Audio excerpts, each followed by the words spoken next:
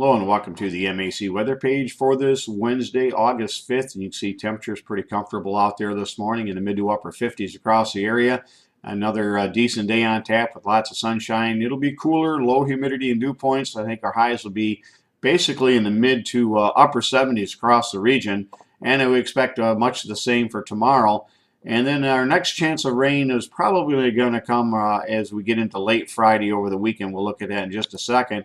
You can see the weather map, low pressure system across southern Canada is going to be dropping down towards Minnesota over the next couple of days. It's going to create quite a bit of showers and thunderstorms across the northern Mississippi Valley.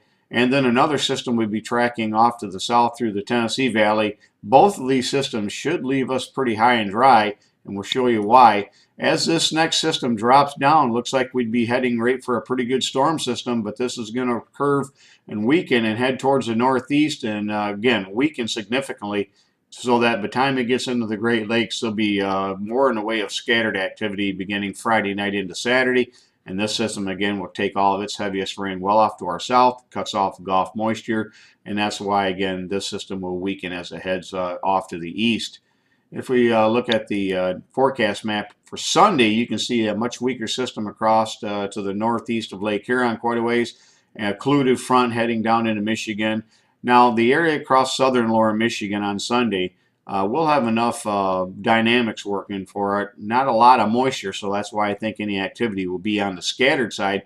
But across southern lower Michigan, any storms that do pop up could be some pretty decent ones. We could have some locally heavy rain, some gusty winds, and some small hail possible in this area. But right now, the best bet is they would stay sub-severe as it looks right now. If we look at the forecast map from the GFS as far as precipitation here through the weekend into about Tuesday, again, mainly amounts around a third to two-thirds across the southern part of the state, much less across northeast. And then as you go back in Wisconsin, Minnesota, up into Canada, that's where the heaviest precipitation will fall. While this system is still fairly decent and intact, again, it weakens as it heads off to the east. If we look at the next couple of slides, I want to show you some effects that we're going to see. This is a forecast for September. The next slide will be for next May. Notice the very warm waters across the Gulf of Alaska, our very strong El Nino that's going to last in through quite a bit of the winter. And that's going to provide what looks like should be a pretty mild temperature pattern across much of the United States. And then as we get towards spring, we'll see some cooling really develop across the southern states. And that's where I think a lot of precipitation is going to fall from around December into March across parts of California and the Southwest. And they're going to need that moisture because we do expect a pattern to flip, and they could become very hot and dry again over the next several years.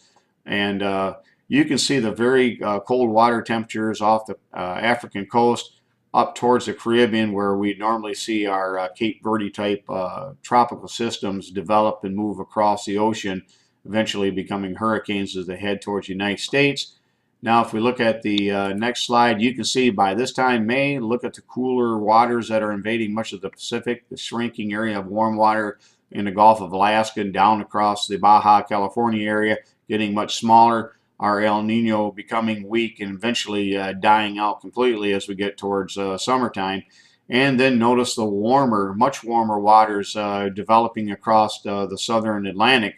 And that's going to, I think, spell a much more active hurricane season next year that could certainly have implications here in the United States. Also should mean much warmer and drier conditions in the areas that were very wet this year. And again, we could see more in the way of 90-degree temperatures and heat across the Great Lakes as well. So certainly some big changes on the way as far as the ocean currents. And if we look at the 6 to 10 day outlook here, you can see fairly tranquil conditions. We don't see any big storms, no big cold shots, and no big heat waves. The warmest temperatures across the U.S. are going to be across Texas and the southern Mississippi Valley. These temperatures here may be slightly above normal, but again, no strong heat waves or big storms are expected. If we go to the 8 to 14 day outlook, you can see much of the same. Lots of systems will be cutting down across Canada into the Great Lakes. That'll provide us with the opportunity of at least some rain that would keep us around normal as far as precipitation. But again, no big storms expected.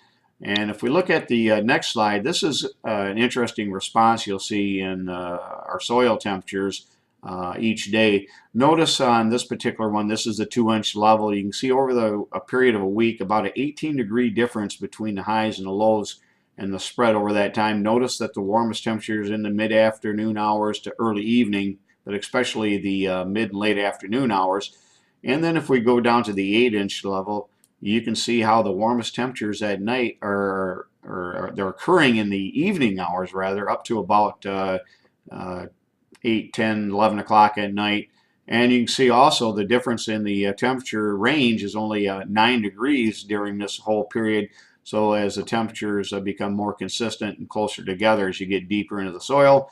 And then finally, if you look at the 16-inch level, you can see how much slower the response is. Only about a degree to 2-degree difference between the high and the low for the day on each of these occurrences, with only a 6-degree spread as you get down at those depths. So kind of interesting what the sun will do to the soil temperatures as you get deeper into the depths of the soil. Thanks for stopping by and have a great day, and 73s to all.